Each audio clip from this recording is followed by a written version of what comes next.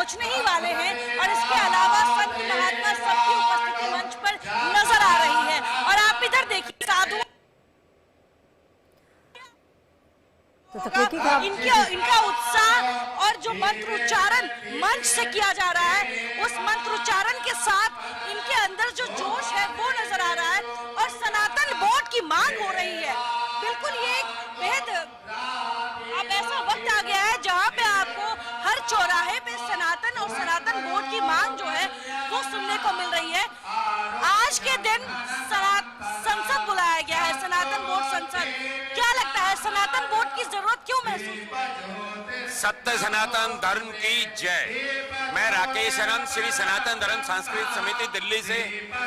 हम लोगों का आह्वान है, ये देवकी नंदन ठाकुर जी की संसद के साथ साथ ये सभी सनातन धर्मियों का संसद है और इसमें हमें अपना एक बोर्ड चाहिए। मैं विरोधियों की बात नहीं करता, हर धर्म में एक अपने धर्म को बढ़ाने के लिए बोर्ड बनता है और हमारा ये विनम्र निवेदन और हमारा हक है जो हमें मिलना चाहिए। इनका विनम्र निवेदन और इनका अधिकार बनता है कि सनातन बोर्ड बनना चाहिए। ये यहाँ पे बैठे तमाम साधु संत कहते नजर आ रहे हैं। आपको बता दें प्रसिद्ध कथावाचक देवकी नंदन ठाकुर की तरफ से इसकी अध्यक्षता की गई, इसकी अगुवाई की जा रही है। इससे पहले उन्नाव में हमने पदयात्रा देखा, फिर हमने कल दिल्ली में पदयात्रा देखा, कलश पदयात्रा निकाला गया था। और आज ये जो धर्म संसद बुलाई गई है, इससे पूरे देश में एक साफ संदेश देने की कोशिश की जा रही है कि अब वक्त आ चुका है कि जैसे इस देश में। लेकिन आयुषी एक बड़ा सवाल ये भी है क्योंकि भारत में हर एक मुद्दे पर राजनीति होती है। ऐसे में देवकी नंदन जी ने साफ साफ कहा था कि हमें इस राजनीति से कुछ लेना देना नहीं है, हम सिर्फ हिंदुओं की और सनातन धर्म की रक्षा की बात कर रहे हैं और इस बोर्ड में उसी की बात होगी, सनातन का प्रचार प्रसार होगा और इस बोर्ड का सिर्फ और सिर्फ वही लक्ष्य है। लेकिन क्या आपको लगता है कि इस पर राजनीति नहीं होगी? क्योंकि हर पार्टी, अगर आप अभी चुनावों की बात कर लें, हर पार्टी अपनी राजनीति जो है धर्म के माध्यम से चमकाने की कोशिश करती है। और अब क्योंकि आज राजनेताओं को बुलाया गया है, सांसदों को बुलाया गया है, ऐसे में कोई आएगा नहीं आएगा ये सब चीजें भी बहुत कुछ बयां करेंगी।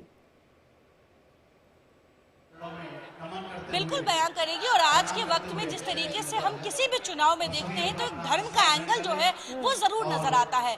लेकिन अब वो लोग जो सनातन से जुड़े हुए हैं, जो हिंदू समाज से जुड़े हुए हैं, उनकी मांग ये है कि अगर आप हमारे अधिकार की बात करते हैं तो आप हमारे लिए एक ऐसे बोर्ड का निर्माण करें जो खुद अपने धर्म की जो तमाम स्थल हैं उसका ख्याल रखेगा। आपको बता दें कल इंडिया डेली की टीम और मैंने खुद माँ रितंबरा से हमने खास बातचीत की थी और माँ रितंबरा जी का साफ कहना है कि हमें अब किसी भी सरकार की जरूरत नहीं है जो हमारे धर्मस्थल का, हमारे मंदिरों का ख्याल रखे।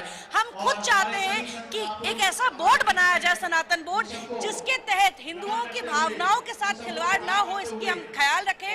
हिंदुओं के जो मंदिर हैं, जो पूजा के स्थल है, उनका जो प्रचार प्रसार है, उनका जो सौंदर्यीकरण है, ये सनातन बोर्ड की तरफ से किया जाए, न कि हम किसी सरकार पर निर्भर रहे। ये साफ तौर पे प्रसिद्ध साध्वी माँ रितंबरा का कहना था। लेकिन आयुषी एक सवाल मेरा यहाँ पर ये भी है, 1954 में वक्फ बोर्ड की स्थापना हुई थी और अब 2024, इतने लंबे समय बाद सनातन बोर्ड की याद कहाँ से आ गई?